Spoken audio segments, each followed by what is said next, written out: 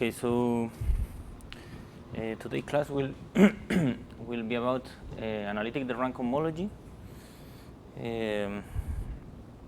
So our purpose is to introduce, to recover the Rham cohomology of an analytic variety only in the analytic category. Okay, only using holomorphic functions and holomorphic forms and so on, and we will study what happens in the case of Stein varieties and more specifically in the case of affine varieties. Okay, so before doing that, I will recall some things that I did in at the end of the last class, and I will finish the proof of a proposition that I left unproved. So we'll recall the definition. So let F dot be a complex of shifts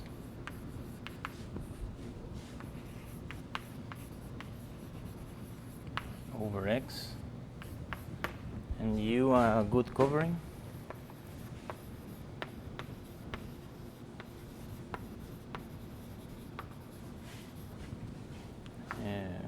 Relative to the whole shifts of the complex. So I define the following notion. So an element omega p in CQ U FP is extendable in hypercohomology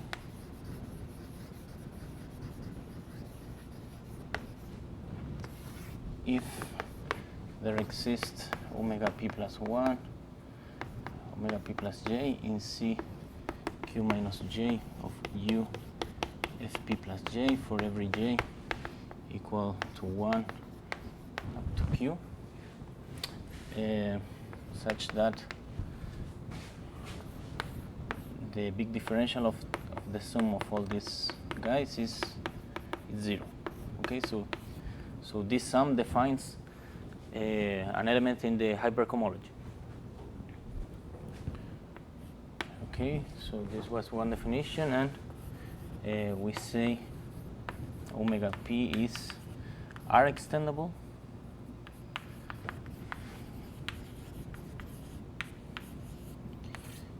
if there exists omega p plus 1 and so on until omega p plus q. So here I made a mistake in the definition. It's up to omega p plus q, such that the d of all this thing belongs to fp plus r.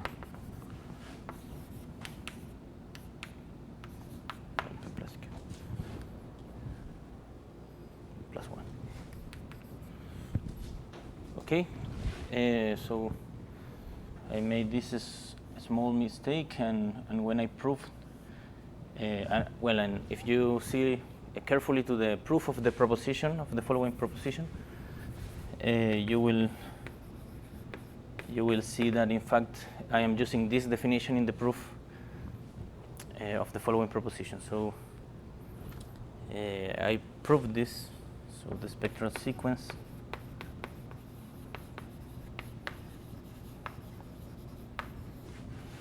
EPQ R dr degenerates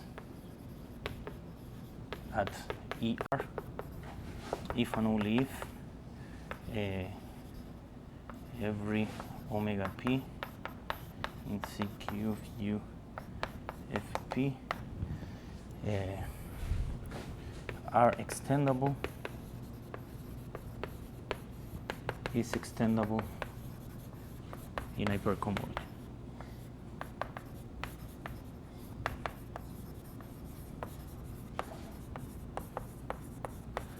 For every P and Q.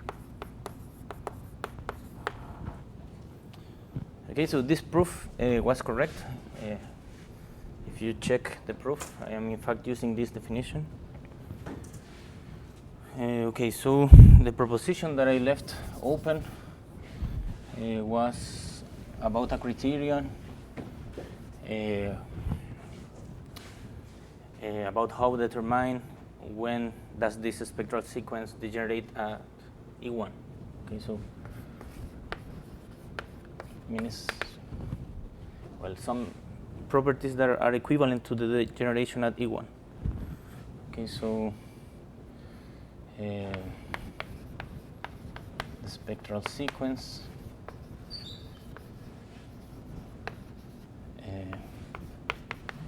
EPQR dr degenerates at E1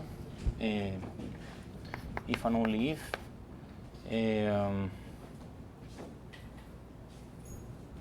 so I will put here the equivalent relations, assertions.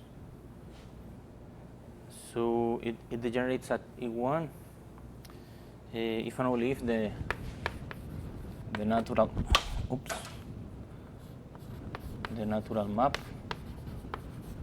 that goes from HK x f bigger or equal than P to the whole hypercohomology group is injective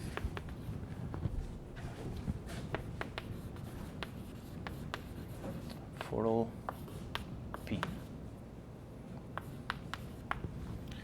Okay, the second equivalence is assuming, well, I will put it like this. If we also assume, here I made a mistake also in the statement of this equivalence. If we also assume that the complex is exact from the first cohomology, so that HK of f dot is 0 for every k bigger than 0. So this is also equivalent to the following assertion that for every PQ bigger or equal than 0, the map HQ x FP hat to XQ x FP is surjective, where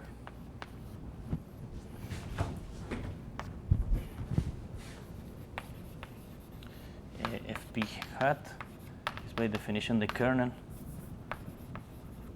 of the map that goes from FP to FP plus 1. And this obviously, well, this is equivalent to that the map that is induced by D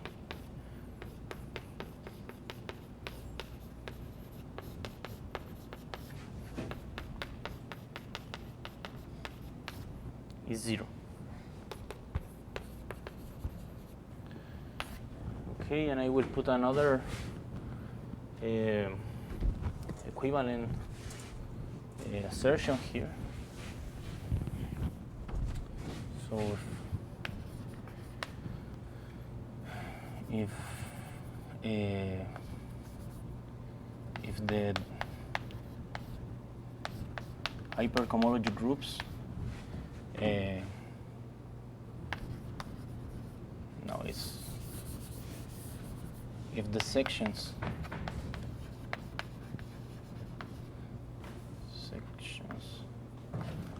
of the complex, of all the shifts in the complex, have a natural a C vector space structure. For example, if they are coherent, I mean if they are OX or OXN modules over a complex manifold or a complex variety.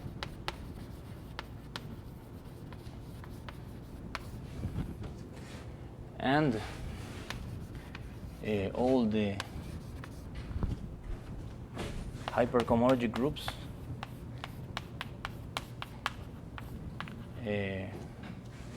are finite dimensional.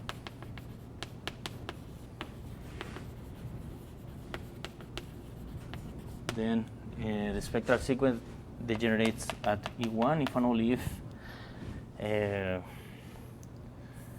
only if the sum P plus Q equal to K of the dimension of EPQ1 is equal to the dimension of the hypercohomology.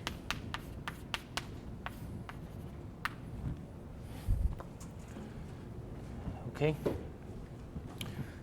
so I will prove this. Well, the second part of the proposition, I won't prove it. I will leave it as an exercise. So the proof, I mean, we won't use it also. So 2 is an exercise. Part 1. Okay, so let omega p omega p plus q be an element such that it is 0 in the hypercohomology of x f dot. Okay, it's an element in the image of the natural map from the truncated complex to the whole complex. So we want to prove that this guy is 0 in the truncated hypercohomology group. So this implies that omega p up to omega p plus q is D exact, so it's D of some eta 0, eta 1 up to eta p plus q minus 1. Okay? So in particular, so we have that this is exact. Okay. So in particular, this belongs to the filtration, right? To Fp of L p plus q. Okay, and so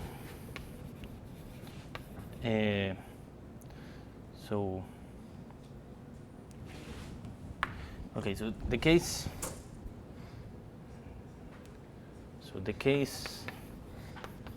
p equal to 0 is trivial. For p bigger than 0, we have that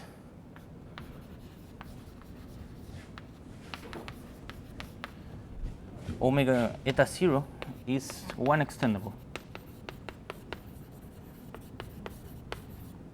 Okay, and so by the proposition, it is extendable in hypercohomology.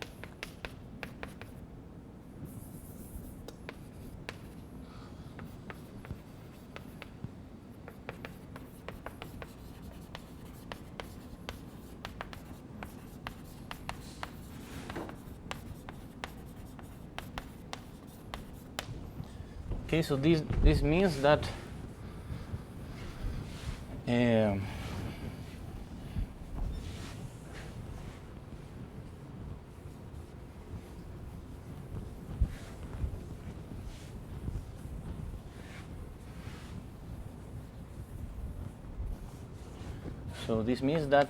we can, there exists some, I don't know, mu1 up to mu p plus q minus 1, such that the d of eta 0 plus mu1 and so on is 0, right? And so we get that omega p up to omega p plus q is equal to d of mu1, of eta 1 minus mu1 and so on. Eta p plus q minus 1 minus mu p plus q minus 1. Okay? And again, this is in fp of lp plus q plus 1. So if p now is bigger than 1, we get that eta 1 minus mu 1 is 1 extendable. And so we can repeat this process. And so we repeat this process until we get to p, right? So we will get that omega p up to omega p plus q will be equal to the d of some epsilon p up to epsilon p plus q minus 1, right? And this is 0 in the hypercohomology.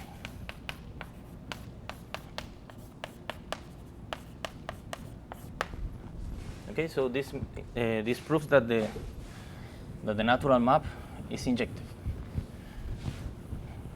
and converse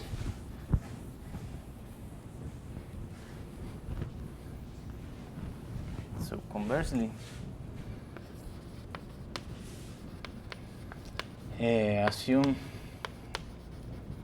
all these maps are injective.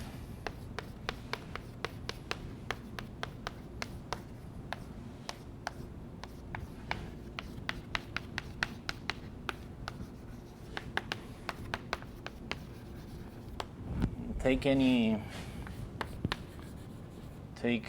omega p,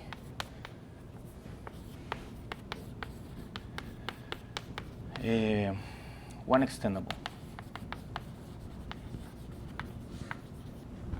Okay, so this means that there exists this omega p plus 1 up to omega p plus q, such that d of omega p up to omega p plus q belongs to fp plus 1.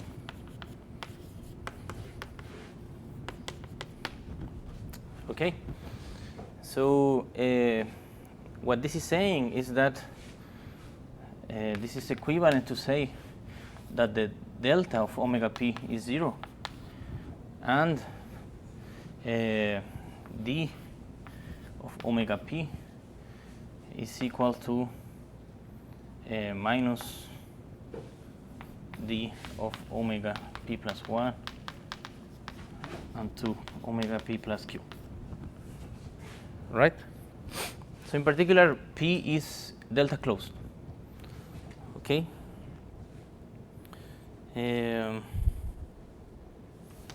So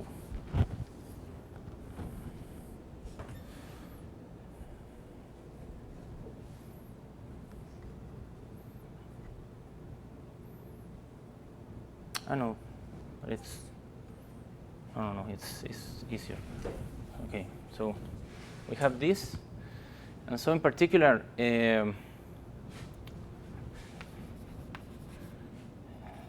so this form is 0.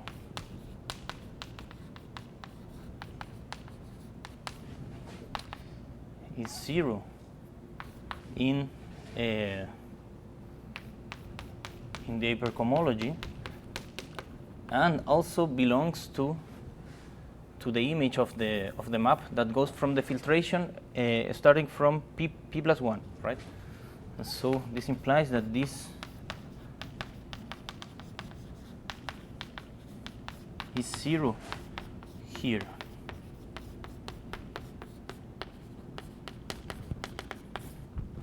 Okay, and this is exactly the same as saying that d omega p plus q is equal to d of some eta p plus 1 up to some eta p plus q, and this is equivalent to saying that d of omega p plus 1 minus eta p plus 1 and omega p plus q minus eta p plus q is 0, and this is omega p is extendable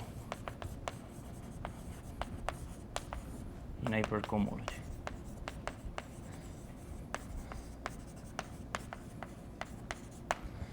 Okay, so this proves the first equivalence. The second equivalence I won't prove it, and the third one is very simple.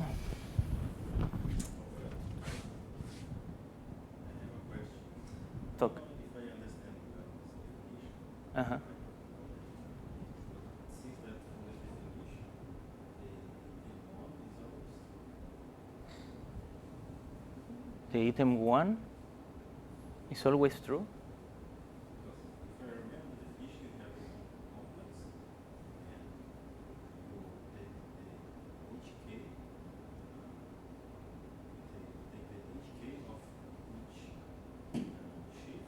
Mm-hmm. and you obtain another complex, right? The hk of each chief, and you obtain another chief. Yes, because the notation was R, K, gamma, X, F dot. Yes. So you take the HK of each chief and you obtain another complex. No, you first have to take a quasi-isomorphism with another complex of chiefs, such that this complex is acyclic or injective or something like that, and to that complex you apply the global sections and you take the cohomology of that complex, right? So this definition is all if the complex is acyclic. Yes. If the complex is acyclic, you will have that the hypercohomology is exactly the cohomology of global sections, right? But if it's not acyclic, you have to take a quasi-isomorphism with some other complex that is acyclic and take the cohomology of global sections of that complex, right? And that's why we take this double resolution and the simple complex associated to the double complex. It will be quasi-isomorphic, and that if you take the resolution being acyclic, the simple complex also will be acyclic, and you will get the, okay?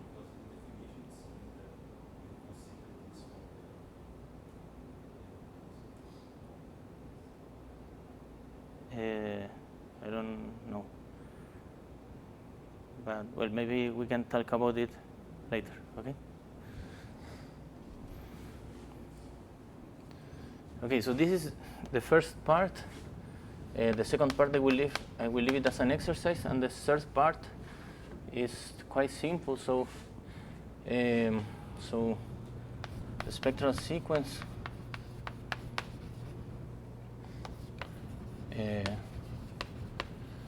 degenerates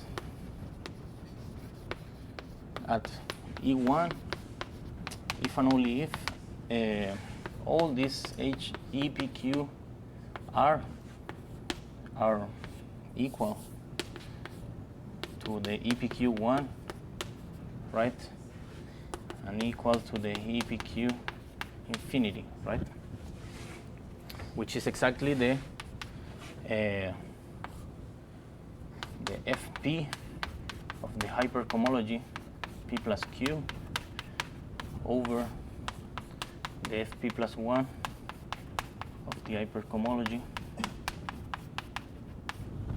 P plus Q. Okay, and so if these vector spaces are finite dimensional, and so this will happen if and only if the dimensions are the same. I mean, we know that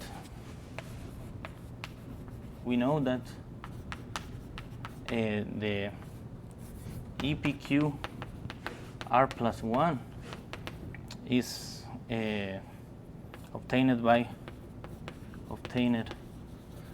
as cohomology of the EPQR dr, right? And so, in particular, the dimension of the EPQR plus 1 is less or equal than the dimension of the EPQR. Okay, so if we have this thing will be a star will be equivalent to the fact that the sum p plus q equal to k of the dimensions of the EPQ1 are equal to the sum of the p plus q equal to k of the dimensions of the EPQ infinity, right? Because we have here a series of inequalities. And so whenever we have an inequality here, we will have that all the inequalities are an equality. This implies that all these inequalities are equalities, and so we have all these equalities here, right? And this is exactly since these are the quotients of the filtration induced in the hypercohomology, this is exactly the dimension of the whole hypercohomology.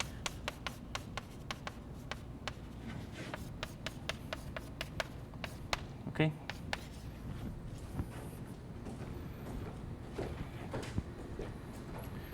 Okay, so now we will analyze what we can say using the hypercohomology about the Rham cohomology of a complex manifold, but using only analytic differential forms. Okay.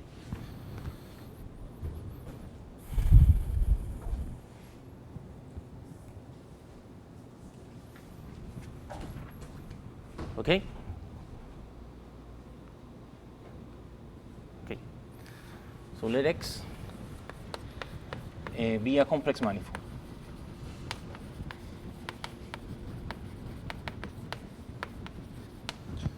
Okay, we know that by Dolbeau lemma,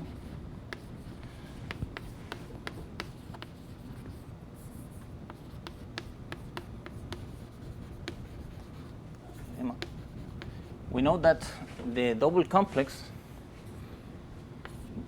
omega pq x infinity delta minus 1 p delta bar, this double complex is a fine resolution of the analytic De Rham complex.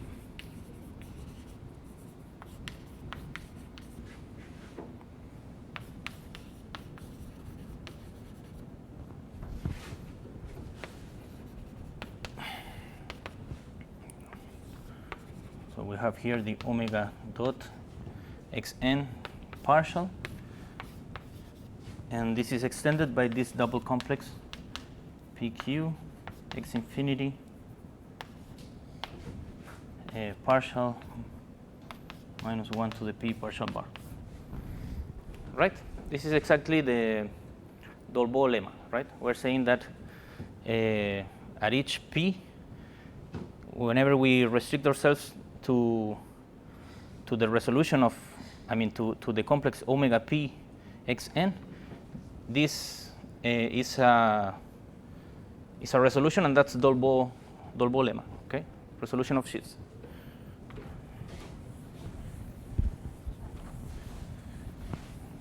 Okay, so since these shifts are fine, we know that this is a cyclic resolution of the complex, and so we get that the natural inclusion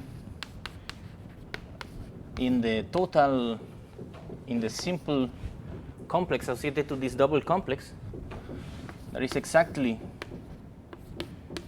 the complex of differential forms with differential D, right? So this is a quasi-isomorphism.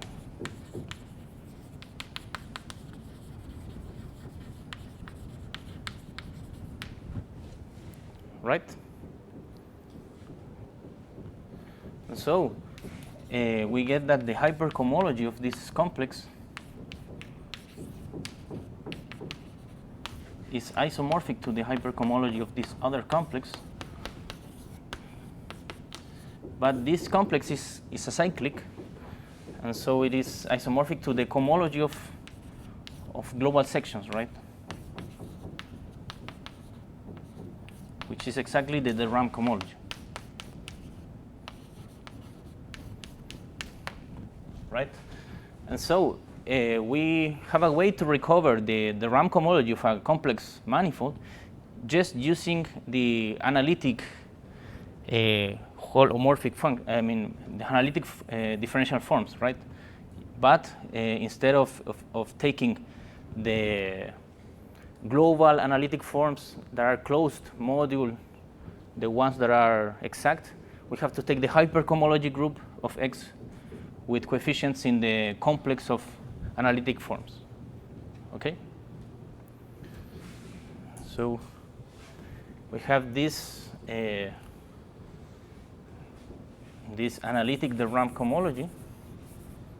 So, and furthermore, we have a natural filtration inside it, right? So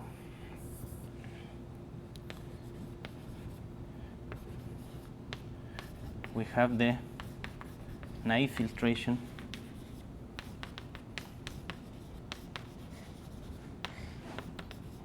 inside it. So we have something now that in principle we didn't have at the beginning. Just taking the Rham cohomology, you didn't have any natural filtration inside this. Okay? And in the case, so we already know that the spectral sequence associated to this naive filtration satisfies that at the first page. So at the first page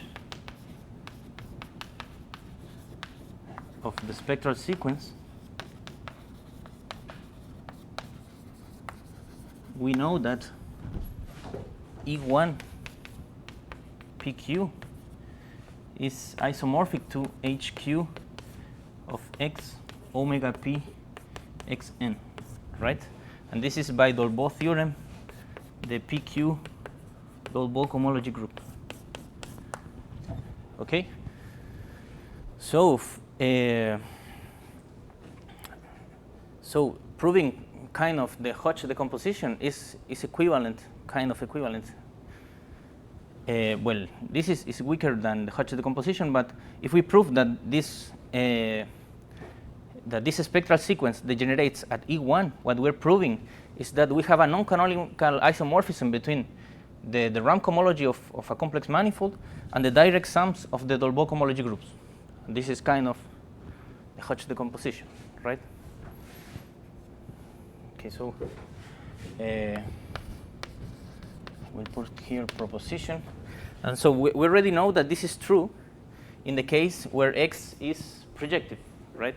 In the case where X is projective, we know that the dimension of this EPQ1 is exactly the dimension, the sum of the dimensions is exactly the dimension of the whole Rham cohomology, right? This is Hodge decomposition. And so by what I proved before, this proves that the spectral sequence degenerates at E1 in the case where X is projective or Kähler, right? A compact Kähler, right? So when X is compact Kähler, the spectral sequence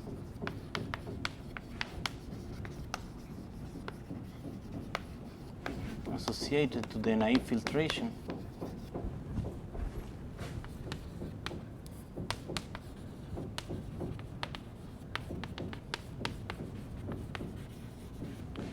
degenerates at E1, and furthermore, under this isomorphism, it respects the filtrations. So it will send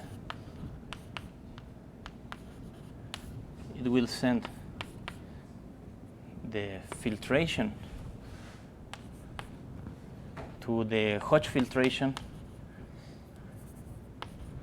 of the Rham cohomology. This is after the Rham cohomology of X, right? That this is exactly well, the sum of each piece, right? So it is the Picard.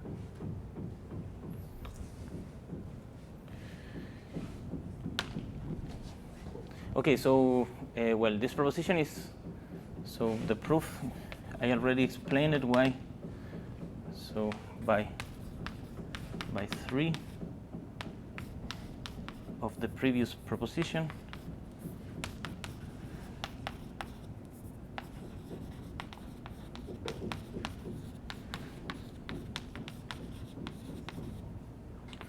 and the Hodge decomposition,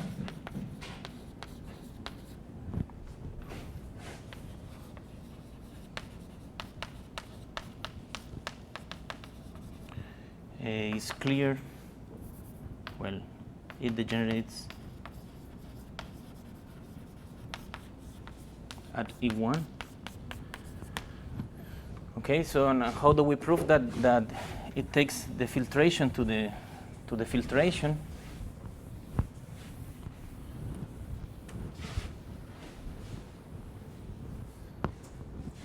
So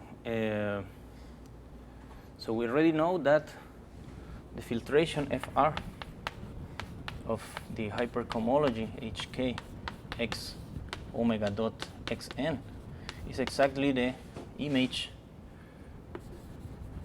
of the injection here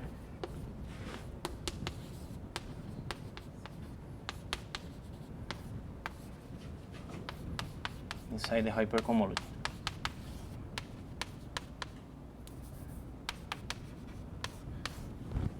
Right?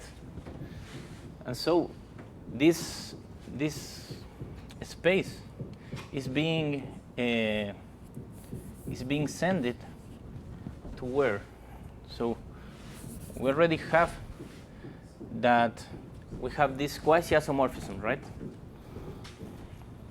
This have this morphism of complexes that is the natural inclusion. And so whenever you truncate this complex, you will get a morphism of complexes, of truncated complexes, right? So you will have that this map, it's mapping this inside the Fr, the filtration of x omega x infinity, right? But what is this part of the filtration? The filtration is the cohomology of the truncated complex associated to the double complex resolution of this complex, right? So it's you have here the complex, you have the quasi-isomorphism, the double complex resolution, and the naive filtration is taking the total, I mean the simple complex associated to this double complex, but truncated from some point, so from the point R, right? So this will be exactly, so this will be exactly the image of what? Of the cohomology, K cohomology of the truncated complex, so it will be the sum of the omega PQ x infinity of x, but here you have p plus q equal to k, and you have here that p is bigger or equal than r, right? You will have here the cohomology of this inside the whole hypercohomology that is exactly the Rham cohomology.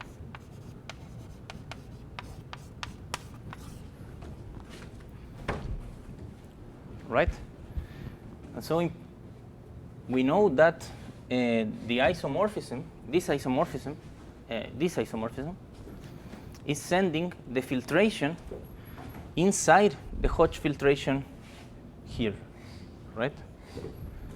So we have that. So this thing is clearly contained inside the Hodge filtration of the Rham cohomology, right? Because obviously all the harmonic PQ forms will be inside this cohomology group, and so they will be sent here, and so at least and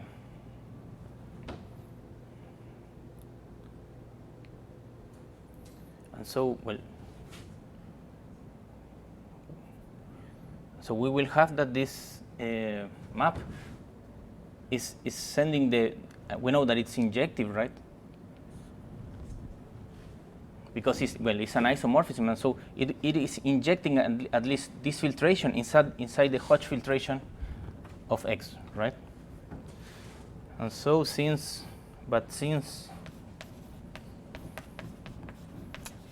all the quotients, right? We know that the FR of HK x F dot over FR plus 1 of HK x F dot is isomorphic to the H K minus R x FR, which is just, I mean, here F is not F, is omega xn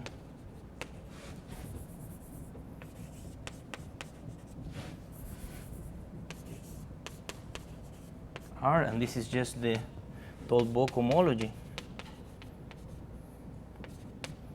of X, and this is the RK minus R group of X in the Hodge decomposition, and this is exactly the quotient also of the filtration of the Hodge decomposition.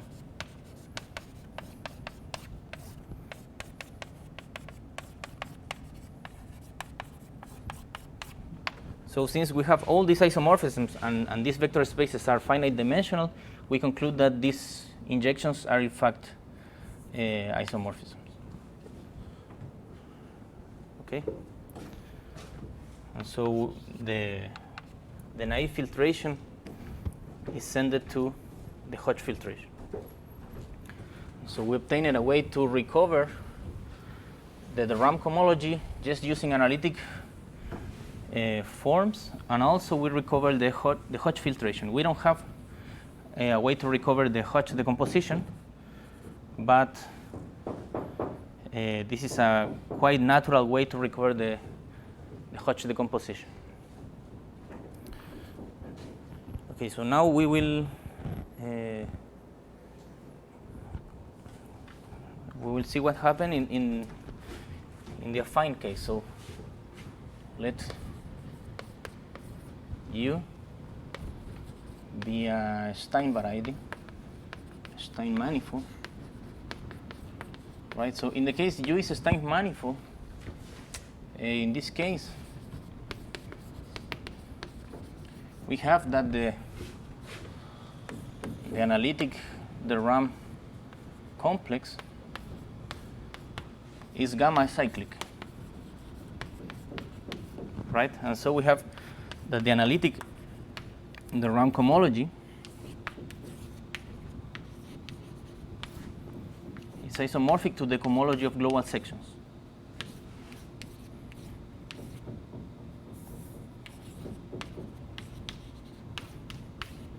Right, and this is exactly like the Rham cohomology, but defined over just in terms of analytic differential forms. So this is the node like this. Okay. So in this case, we can recover the Analytic De Rham cohomology in the most simple way possible. That is just taking the same definition of the De Rham cohomology, but using analytic forms instead of the whole differential forms. Okay, so what we want to explore now is that in the case where U is an affine algebraic variety, a smooth algebraic variety, we can recover the Rham cohomology using smaller complexes of forms. I mean, here we're taking all the analytic forms on U, but in fact we can restrict ourselves to subcomplexes of this complex, and we can still recover the Rham cohomology of U. Okay? And this will be important in order to define an algebraic De Rham cohomology, to define the Rham cohomology in the category of algebraic differential forms.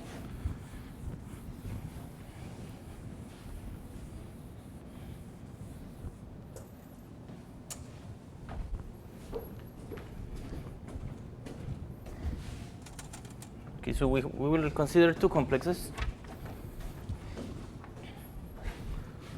So here, let U be a smooth and affine, a smooth algebraic variety. Okay, so the first thing that we have to know is that by Hironaka's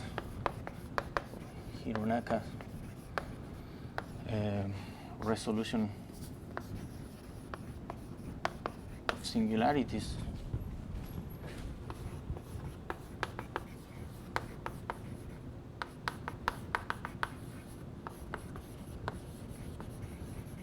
we can always there exists a smooth projective variety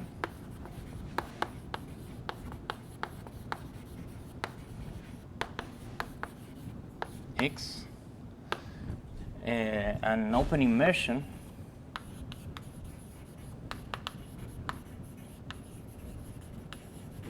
J from U inside X, and such that U, I mean X, let's say Y to be X minus U. Here I am identifying U with its image inside X. It's a normal closing divisor. It's an ample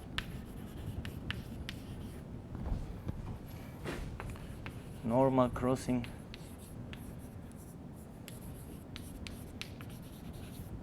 divisor.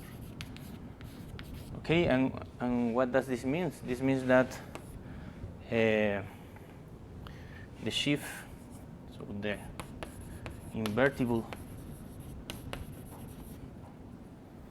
OX module OX of Y, that it's this, so I will take it like this, OXN of Y, that is the sheaf of meromorphic functions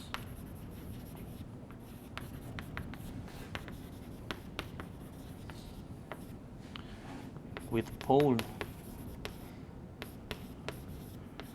of order at most 1 along Y is ample. This means that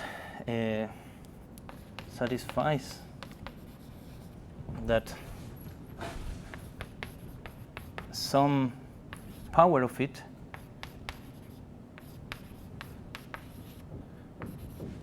is isomorphic to the OX1, right? So the sections of some power of this sheaf corresponds to the hyperplane sections, okay? So this is to be ample, and normal crossing for every y in y, there exists a system of coordinates C1 up to Cn from some neighborhood of y to Cn, such that in these coordinates y intersected with b corresponds to the points z in b, such that C1, the product of C1 up to some CR is 0 for some r less or equal than n. Okay? So this is a normal crossing divisor and an ample divisor. Okay? So this is true by Hironaka's resolution of singularities theorem.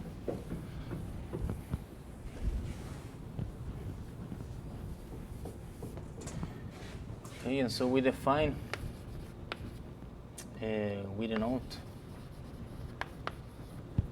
like this, omega p x n of y to be the limit as k goes to infinity of omega p x n ky, and this is,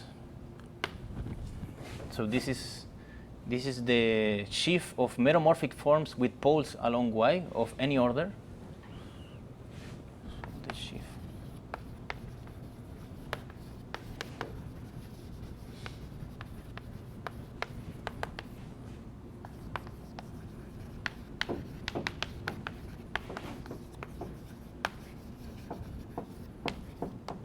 Along y, right, where this omega p x n k y is nothing else than the p forms tensor with this sheaf of meromorphic functions tensor k times, right? So this is the sheaf,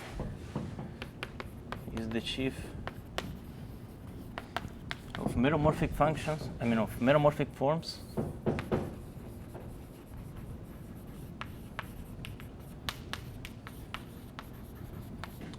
with pole of order at most k along y. Okay, so we have this equality. These sheaves are coherent, in fact are locally free, and but this sheaf is not coherent, right? This is not finally generated, right? It's infinitely generated. Okay, and so we denote. So this will be, well, this is a subcomplex of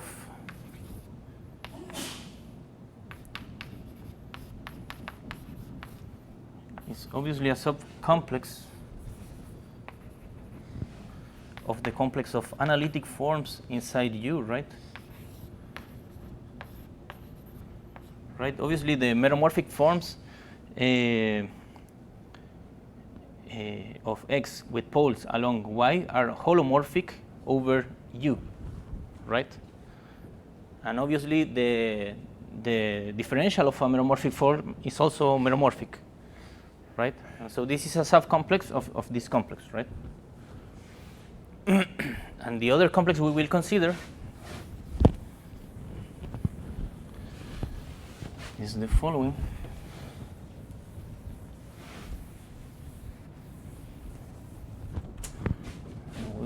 also consider the complex of meromorphic forms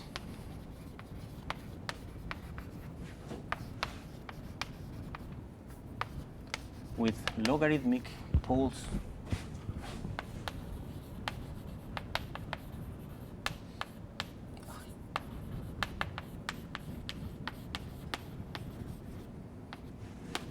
along y, okay? And this is the following shift, so you will take here omega p xn with logarithmic poles along y.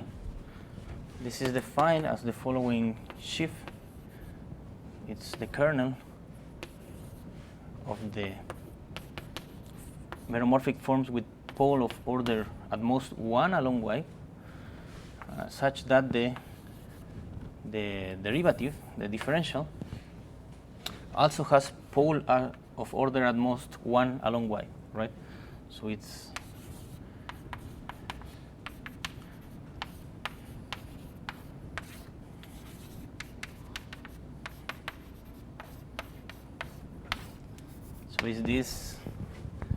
this shift, okay? So they are the meromorphic forms with pole of order 1 along y, such that the derivative of this form is also of order at most 1. Okay. So obviously this will be a complex because whenever you take the differential of a p form with logarithmic pole, the differential will also have a simple pole along y, and its differential will be 0, so also has a simple pole along y, right? So it's logarithmic. Okay. So well, from the definition, it's clear that this sheaf is coherent, and in fact, it is free. Okay, so I will this proposition.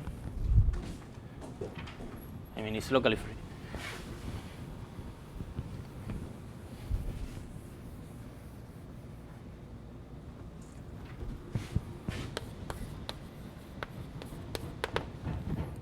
Position. So how do I write this?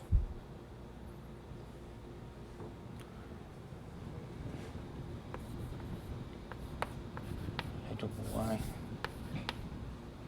inside x, be a normal closing divisor.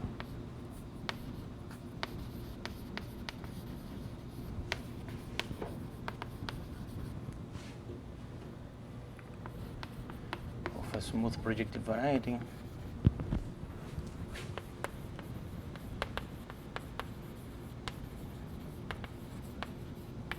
X. So let C1 up to Cn be some chart such that y intersecting with B corresponds to the space, to the set Z1 up to CR equal to 0. Then the sheaf of logarithmic P forms restricted to this open set is freely generated as an OBN module by the following forms, by the forms of the form DZI1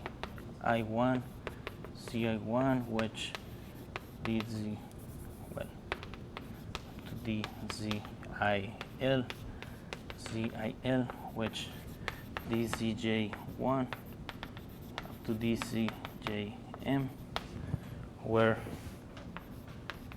I1 is up to IL are between 1 and R, and J1 up to Jm are between R plus 1 and N, and L plus M is equal to B.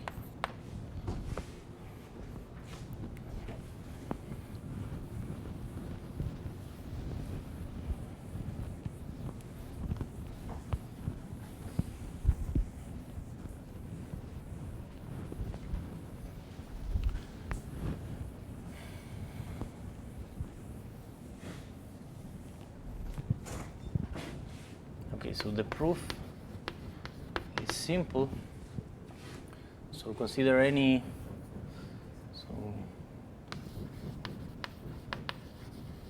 consider any form here, alpha,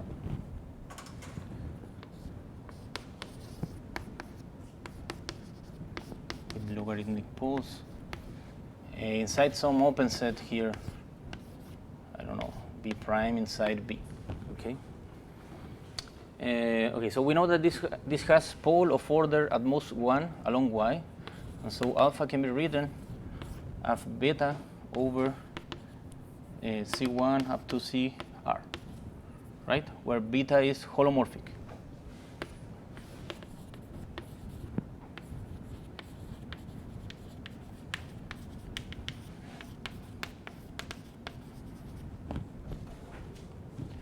Right? And we know that the differential of alpha also has poles of order at most 1 along Y. Right?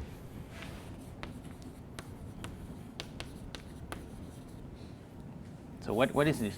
This is this plus something like this. So it's beta. Sum. This is minus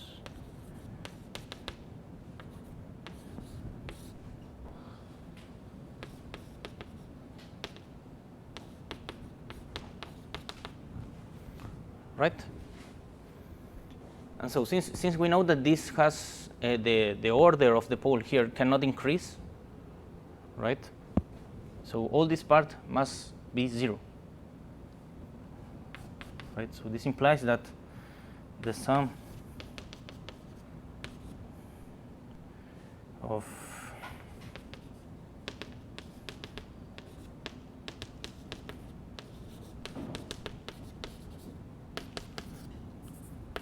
this thing is 0, right?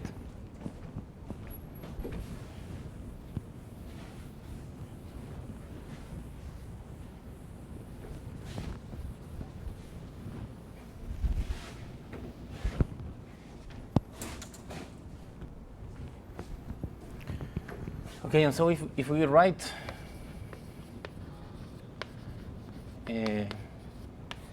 beta as the sum of the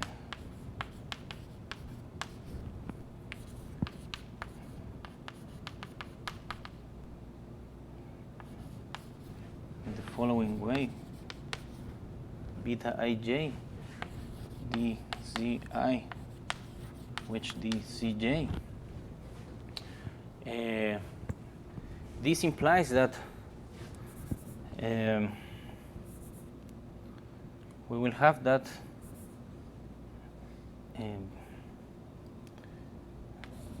beta ij restricted to zi equal to 0 must be 0 for every I that is in the set from 1 to R that is not in I. Okay, so this is, so you take just the wedge, you expand the wedge, you take zi equal to 0, and you will see that, well, that this is exactly the condition that you have. I mean, since the wedge is 0, you will have this condition. Okay, so this implies that the beta ij is some beta ij times the product of all zi, where I is in here, right? And so this sum will be exactly the sum ij beta ij tilde.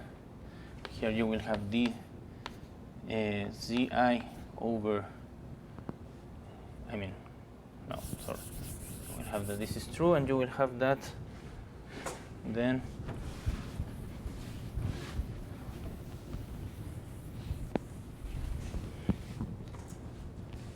the alpha is the sum of this ij beta ij tilde dci over ci.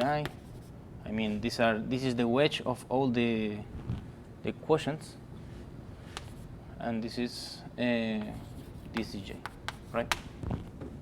And the proposition of proof. Okay.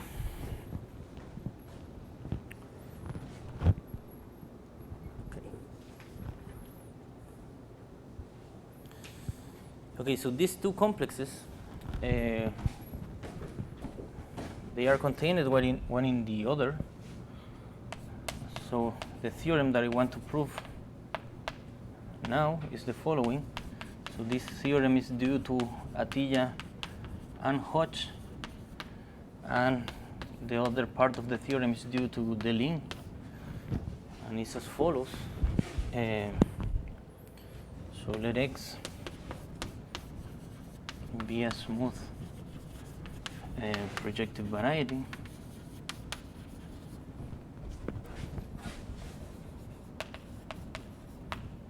Y inside X be an ample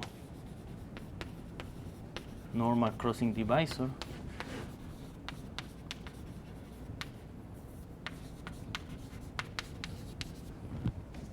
okay, and U be the complement. Then the natural inclusions of complexes. So here we have the complex. This is the logarithmic logarithmic De Rham complex. It's naturally included in the meromorphic De Rham complex. That is included on the analytic De Rham complex, which is included on the infinity De Rham complex. Okay, all these maps are quasi-isomorphisms.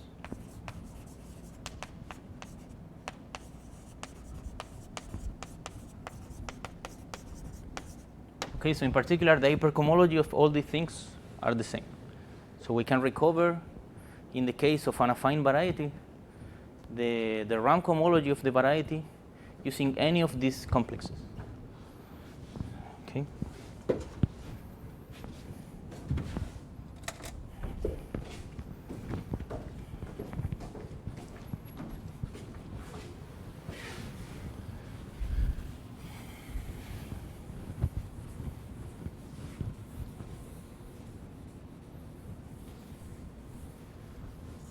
Clear? Clear?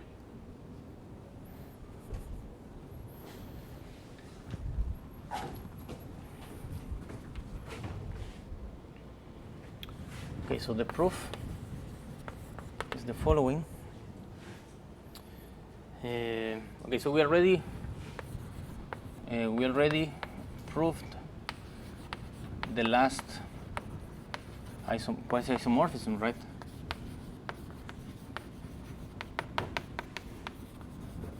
So it is enough to prove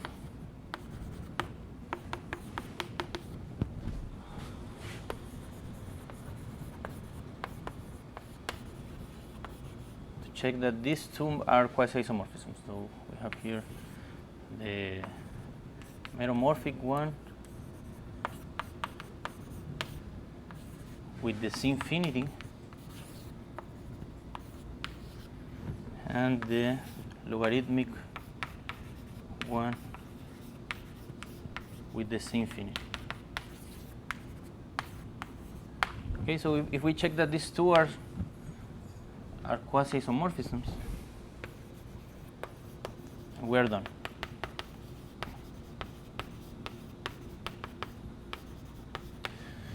Okay, so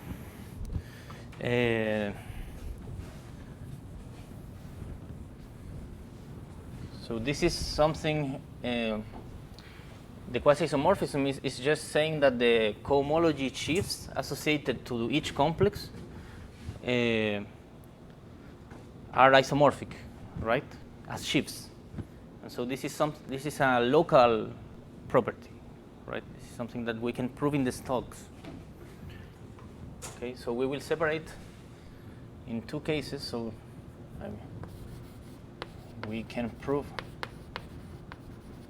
this at each stalk, at x in x. So we will separate in two cases.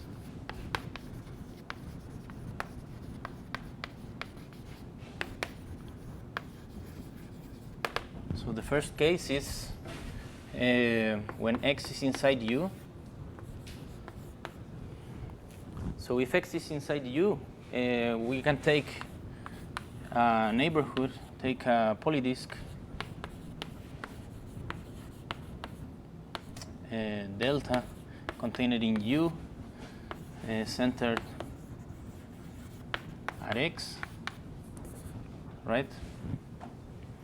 And so we will have that all these complexes are the same, right? So omega x n, the logarithmic forms restricted to delta, they will have no pole along y, so they will be just analytic holomorphic forms. Also the meromorphic forms.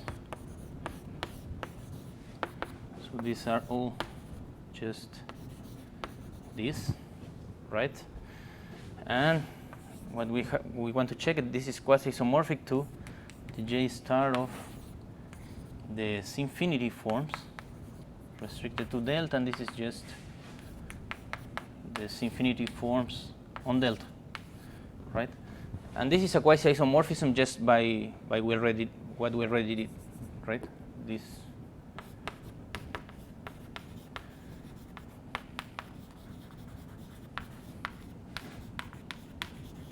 Okay, so this case is trivial.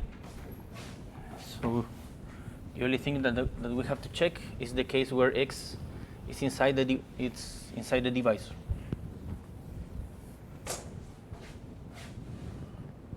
Clear? Yes? So if x belongs to y, so we want to check that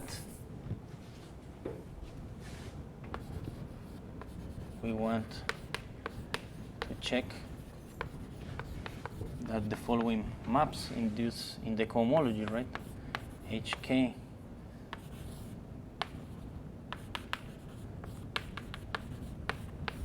the stalk of this sheaf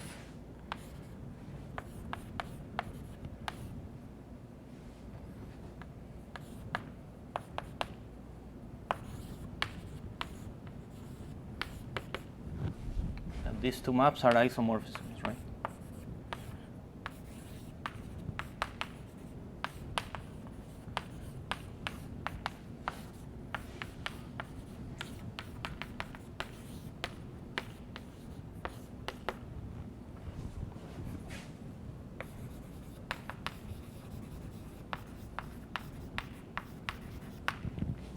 Okay, so let's compute these stalks, and well, let's check that they are isomorphs.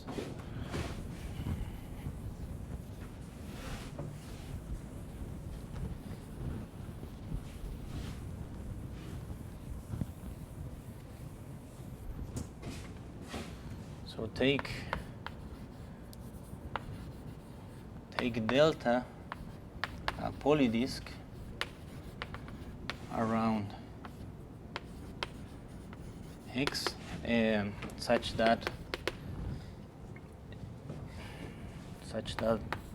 delta minus y corresponds to the points z in delta such that C1 up to CR is non-zero. Okay, so we will consider this kind of neighborhoods. These neighborhoods are a basis of neighborhoods of at X.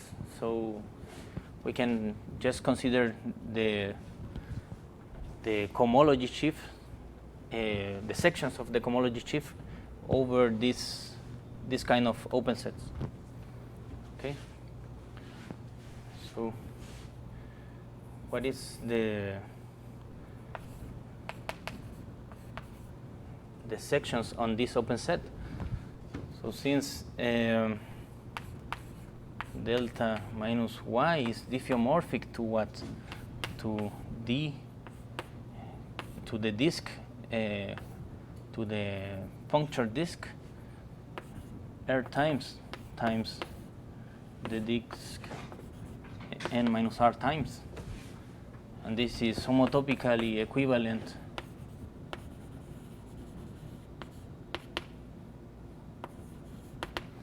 to a torus, right? So since we have this, we already know that this sheaf is the sheaf induced by the pre-sheaves of the Rham cohomology of the complement of y inside X, right? That is exactly this sheaf. So we can compute the stalk just looking at the sections of the pre-sheaf. Okay, so we just need to compute the Rham cohomology of this thing. So we know that the HK, the Rham of delta minus y is just so it's just 0 if k is bigger than r. Is c, well, is the sum of c times d z I1 c I1 wedge d z ik c ik, right? I1 less than ik less or equal than r. If k is between 1 and r, and it's just c if k is equal to 0.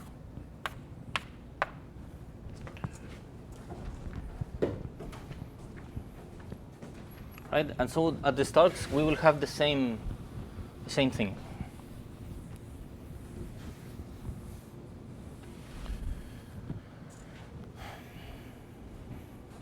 Clear? And so just by looking at these generators, is it clear? Yes. So just by looking at these generators, you can see that these forms are in fact meromorphic forms. And furthermore, they are logarithmic meromorphic forms, right? They have just pole of order 1. Well, I mean, they are of the form that we characterize them locally, right? And so since they are meromorphic forms, this map is obviously surjective. And since they are logarithmic forms, this map is also surjective. So the only thing that we have to check is that these maps are injective. And we're done, right? So this is the following lemma.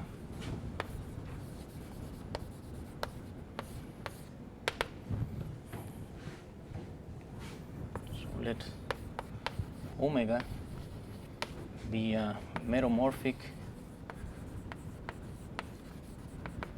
K form on delta, a polydisk,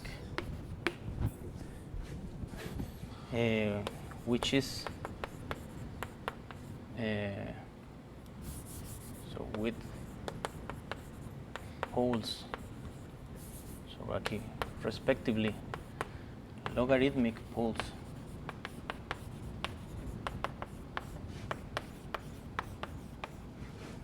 along y,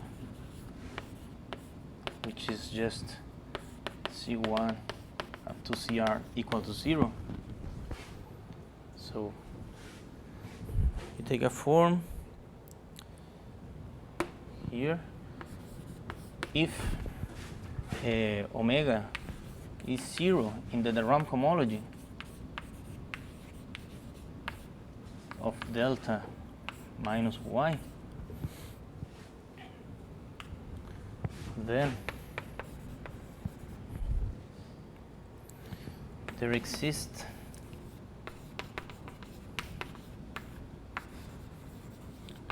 a meromorphic form, k minus 1 form on delta with respectively logarithmic poles along y such that omega is equal to the partial of beta.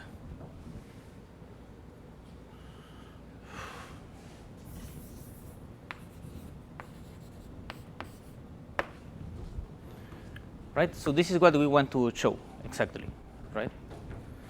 And this is maybe on, so here is possibly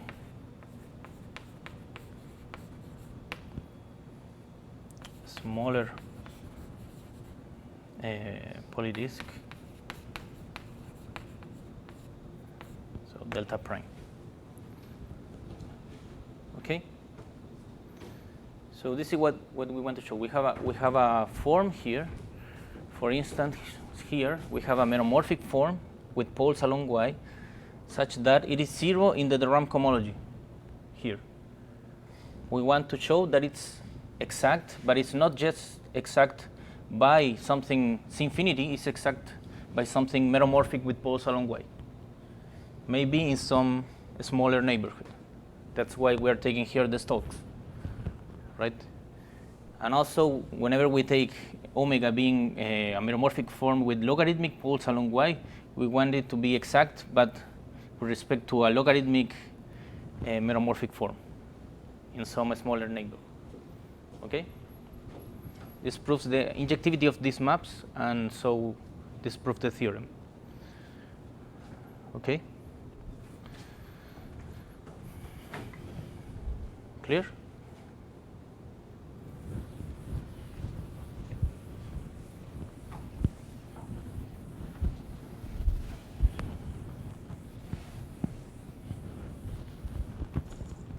So the proof.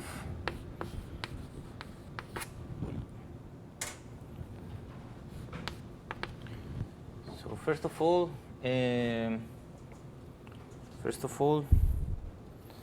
so we claim that there exists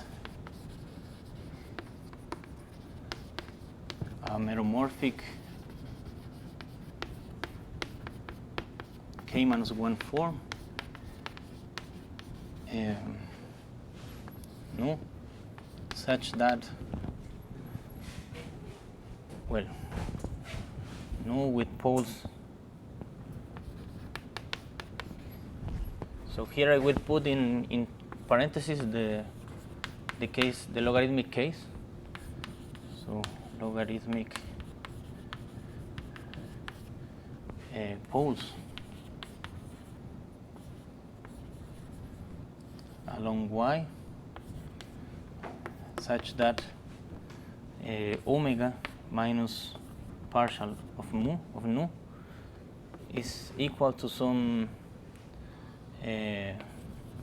mu over C1 up to CR to the L. This is the order of the pole on omega. right? And such that omega does not depend on the variables CR plus 1 up to Cn, and also is independent of the differentials dCr plus 1 up to dZn.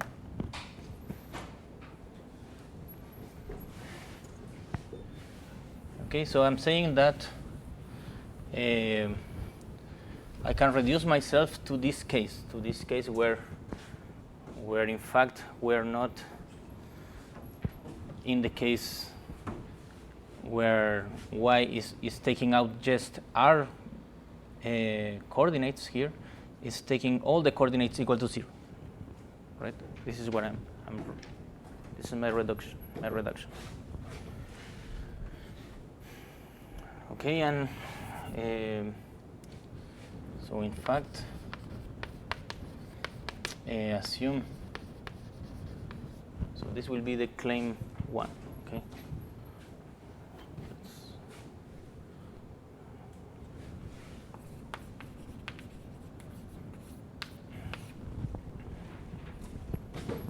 So assume claim 1 for every I bigger or equal than some m bigger than r plus 1, right? No, the bigger than n bigger or equal than r plus 1. So we want to prove it for m, right?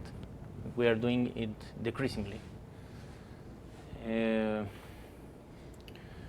Okay, so we can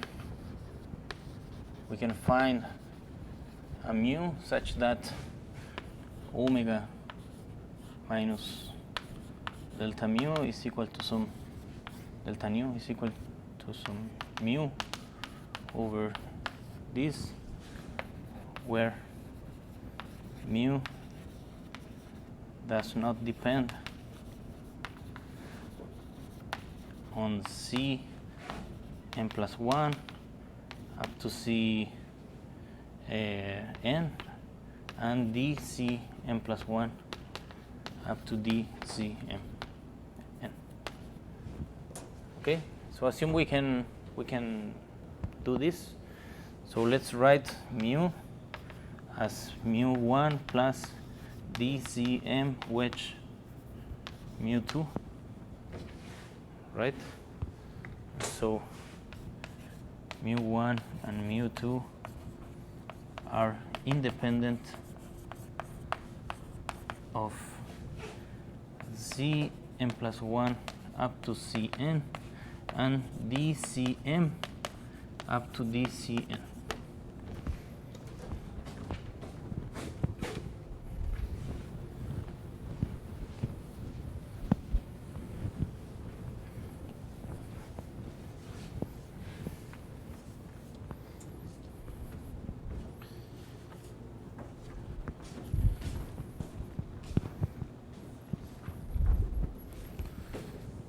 Okay, so by a formal integration, we can find some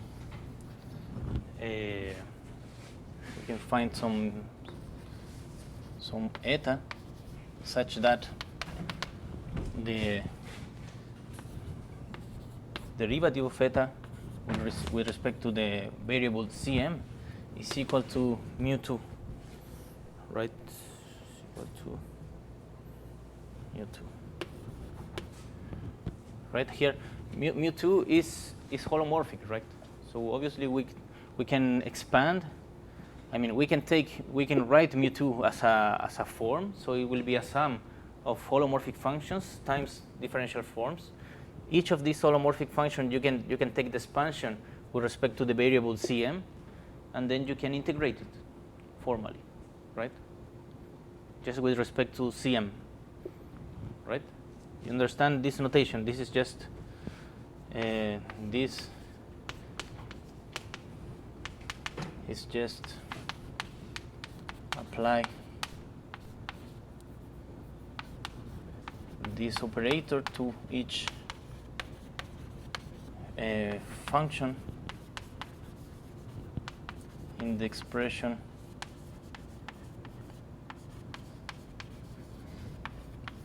of epsilon, right? When you write it as a sum of functions times differential forms. Okay, so we can formally integrate mu2 and obtain this k minus 1 form epsilon. Okay, and so epsilon also is independent of Cm plus 1 up to Cn and dCm up to dCn, right? But so take nu tilde to be nu plus epsilon over C1 up to CR to the L, and then you will have that omega minus partial of nu tilde is independent of Cm plus 1 up to Cn and dCm up to dCn, but is also delta closed, right? So if you have here a delta closed form, a holomorphic form, well, meromorphic form, such that is independent of Cm plus 1 up to Cn and of dCm up to dCn, this implies that it is also independent of Cm, right? Because since it doesn't depend on dCm, the only way that you have that the delta of this is 0 in the forms that present some dCm is that they didn't appear at the beginning, so it wasn't depending on Cm at the beginning, right? So this proves the first claim.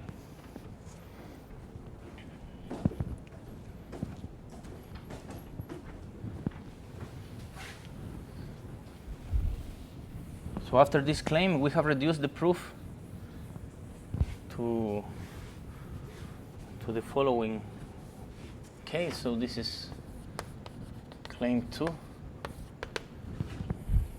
So we can, so for any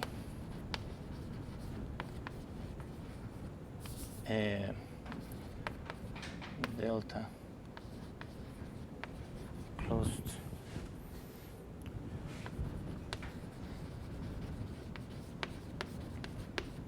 meromorphic K for omega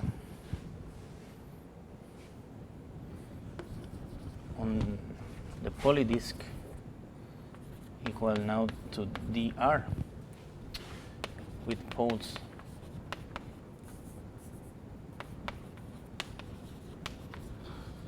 along y. There is C1 up to CR equal to 0. I mean, in the logarithmic case, you will have that this L is 1, and you have that this quotient is a logarithmic form, and so you will get that this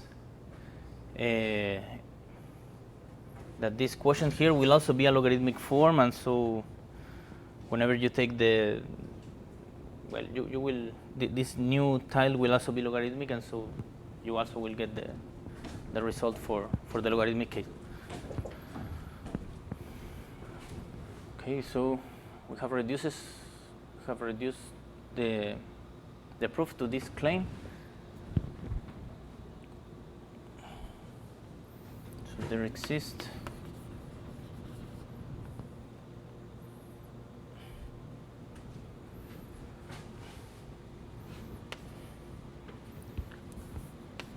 a meromorphic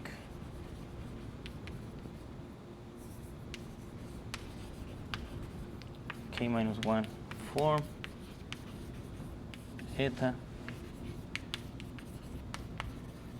with poles along y such that omega is delta theta, right? And if omega has a logarithmic pole,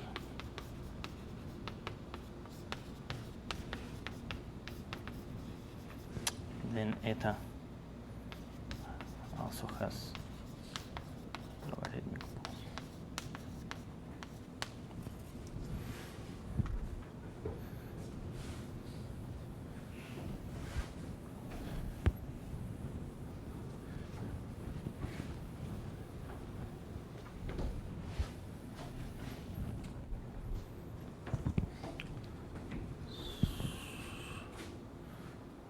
I don't know, but such that it is zero under the Rham cohomology, right? Equal to 0 in the Rham cohomology of this. Okay, so well, in the case that you have a logarithm, a meromorphic form with logarithmic poles, by what we already did in the proposition where we characterize them locally, we know that in fact if they are 0 here, this means that they are leaving no residue, right? And so this means that they are holomorphic, right? Because this just have a pole of order 1. So if it's leaving no residue, it is holomorphic. And so obviously this will happen, and this will happen with some eta holomorphic. Okay, so this part is trivial. So for the first part, so we proceed by induction on R. So the case R equal to 1. So for R equal to 1, we're in the puncture disk, and we're saying that we have a K form in the puncture disk such that it is 0, and we want to prove that it is exact, right? And so since we know that this, well, we can write this form, it is depending just on one variable, right? So, well, in fact, it will be only a 1 form or a 0 form, right? So it is a meromorphic form with poles along on the 0, on the origin, right? And we know that it is 0 on the Rham cohomology, and so also it leaves no residue. So it just has when you take the expansion of this form, you will have a holomorphic part, and the meromorphic part will just start from z squared, right? C squared, C cubed, and so on, right? And all these things are exact, and also you can integrate them like coordinate by coordinate, and each of the primitives will also be meromorphic, right? And so this is trivial for R equal to 1. Okay. So for R bigger than 1,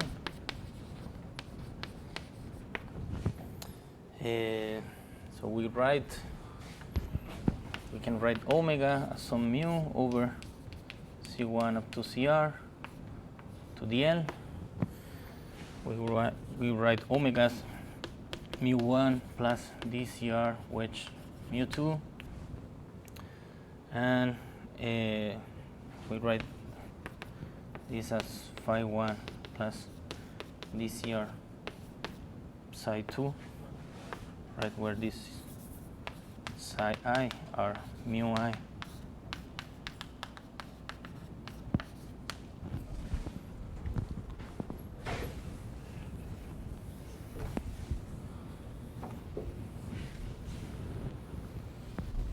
right? And so if we write psi 2, we expand it as a sum here, phi j of C1 up to CR minus 1, CR to dj, j equal to minus L up to infinity, then we know that we can formally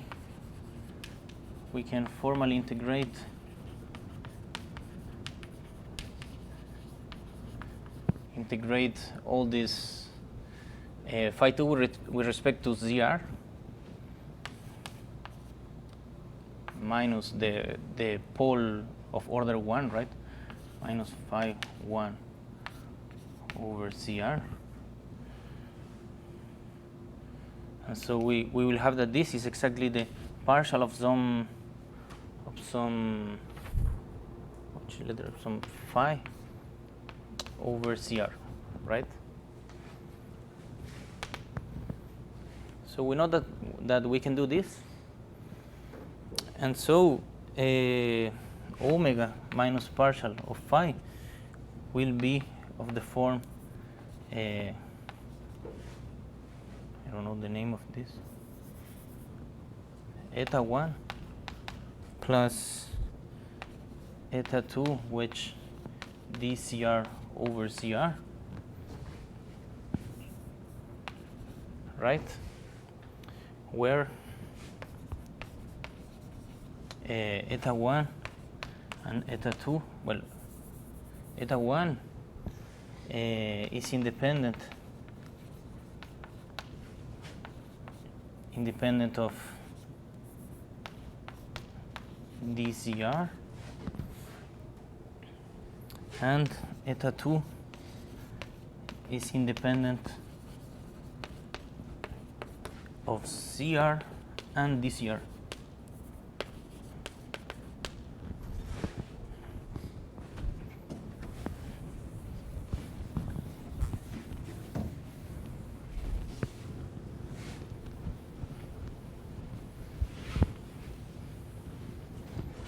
Right?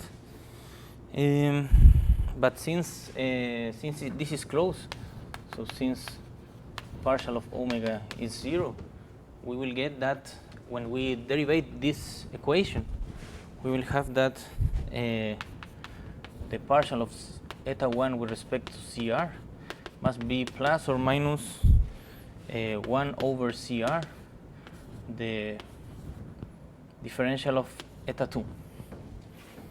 Right? And so CR times the differential of eta 1 with respect to CR is independent of CR. Right? And the only way that this is independent of CR is that this is 0. Or in other words, this is independent also of CR. Right? And so eta 1 and eta 2 are independent of CR and dCr. So they are defined over the puncture disk r minus 1 times. Okay? And so by Kunet,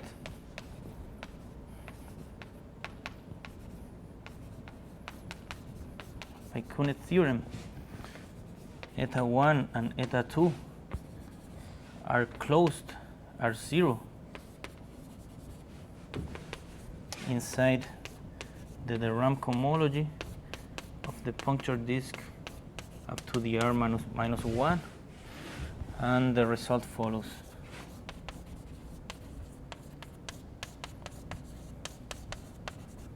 By induction.